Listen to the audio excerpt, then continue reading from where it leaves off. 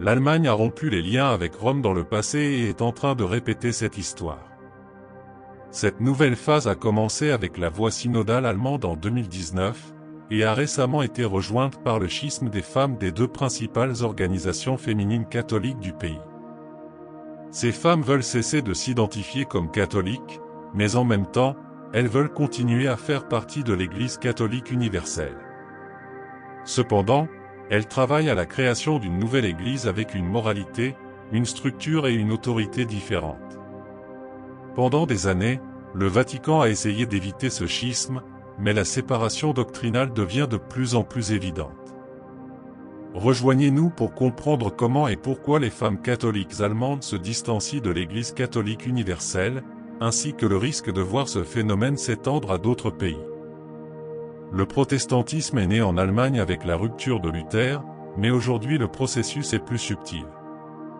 La voie synodale allemande n'émet pas de décision formelle, mais promeut des transformations qui contredisent le magistère. Depuis 2019, ce processus, impulsé par la Conférence épiscopale allemande et le Comité central des catholiques allemands, promeut des réformes dans 4 domaines: le pouvoir, la sexualité, la vie sacerdotale et le rôle des femmes. Bien que le Vatican ait exprimé son inquiétude, de nombreux diocèses allemands sont allés de l'avant, et les associations de femmes catholiques ont désormais intensifié leur position. La KfD et la KdFB, les deux principales organisations de femmes catholiques en Allemagne, envisagent de cesser de se qualifier de catholiques.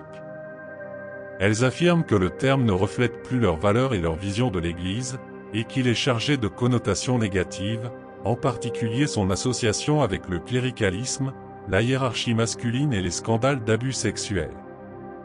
Elles soulignent que chez les jeunes femmes et les personnes éloignées de la foi, l'étiquette catholique suscite la méfiance, le rejet ou la honte.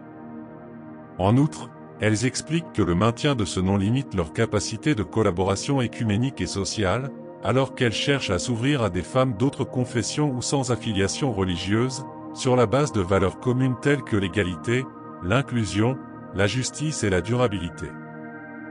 La stratégie sous-jacente est la recherche d'une autonomie doctrinale. En ne s'appelant plus catholiques, elles veulent se distancer de l'autorité de l'Église et agir de leur propre voix sur les questions de genre, de liturgie et de moralité. Ils ne cherchent pas à quitter l'Église, mais à la transformer de l'intérieur, voire à redéfinir leur propre identité ecclésiale. Cette voie a déjà été empruntée par la Fédération suisse des femmes catholiques qui, en avril 2025, a officiellement supprimé le mot « catholique » de son nom. La KdFB a été fondée en 1903 avec le soutien de l'Église pour renforcer le rôle des femmes catholiques dans la société avec une identité mariale, paroissiale et obéissante. Sa devise initiale était « prière, sacrifice et action ».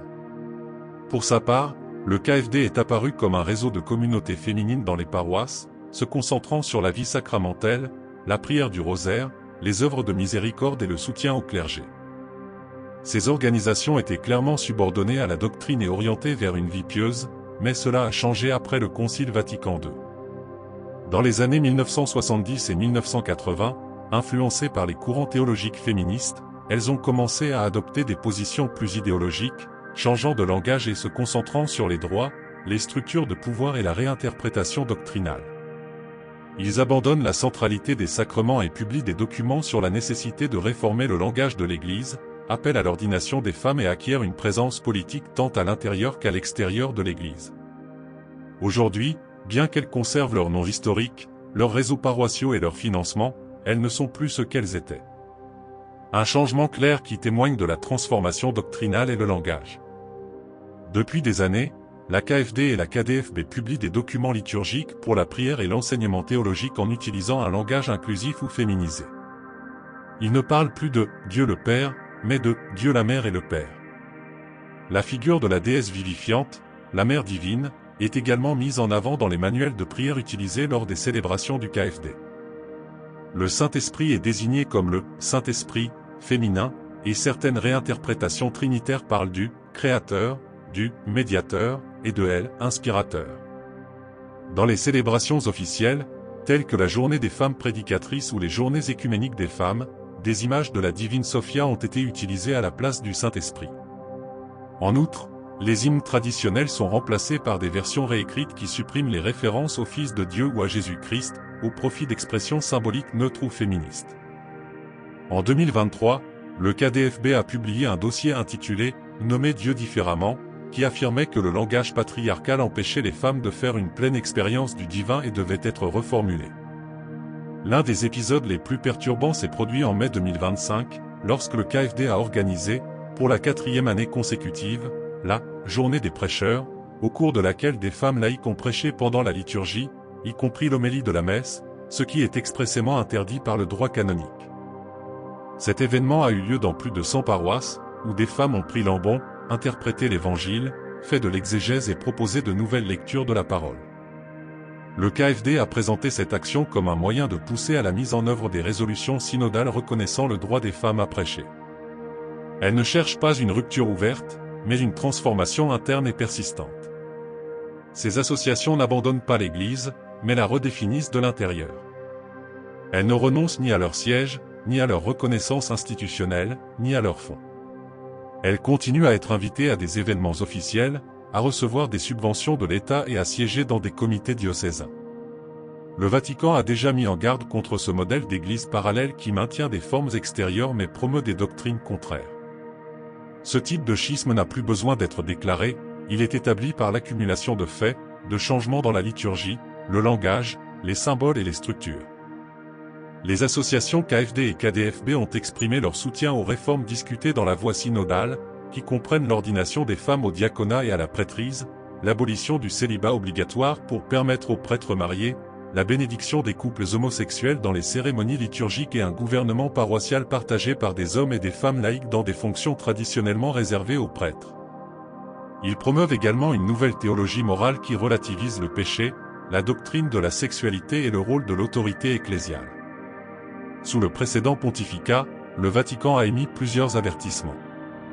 La Congrégation pour la doctrine de la foi a rappelé que le sacerdoce féminin est un sujet clos et que la prédication de la messe est réservée aux clercs. Cependant, il n'y a pas eu de sanctions explicites ou d'interventions énergiques face à la désobéissance. La stratégie consistait à réformer les dissidents par la diplomatie, mais la désobéissance persiste et augmente. Aujourd'hui, avec un nouveau pontificat, la question se pose de savoir comment cette question sera traitée. La suppression du mot « catholique » en Suisse a été applaudie par des secteurs partageant les mêmes idées en Autriche, en Belgique, au Canada et dans certains cercles d'Amérique latine. Dans certains pays, il existe déjà des réseaux de théologiennes qui promeuvent la réinterprétation du dogme, la démocratisation de l'Église et le rejet du magistère. Il n'y a pas de proclamation de rupture, mais il y a une désobéissance liturgique organisée, une réinterprétation doctrinale systématique et, en fait, une rupture de la communion ecclésiale dans la pratique. L'Église est confrontée à une tension interne qui ne peut plus être cachée, et la question devient inévitable, une organisation qui ne partage plus la doctrine catholique peut-elle encore être appelée catholique? Si vous avez aimé ce que nous avons partagé, nous vous invitons à marquer que vous aimez cette vidéo et à la partager avec vos amis. Nous sommes arrivés à la fin de la vidéo, si vous avez aimé le sujet, n'oubliez pas de vous abonner et d'activer la petite cloche pour ne pas manquer nos vidéos. Vous pouvez également soutenir les recherches de l'équipe de cette chaîne catholique YouTube. J'aimerais vous demander si ces mouvements féministes au sein de l'Église ont un poids dans votre localité. Laissez-moi un commentaire et je me ferai un plaisir de vous lire et de vous répondre. À bientôt dans le prochain contenu.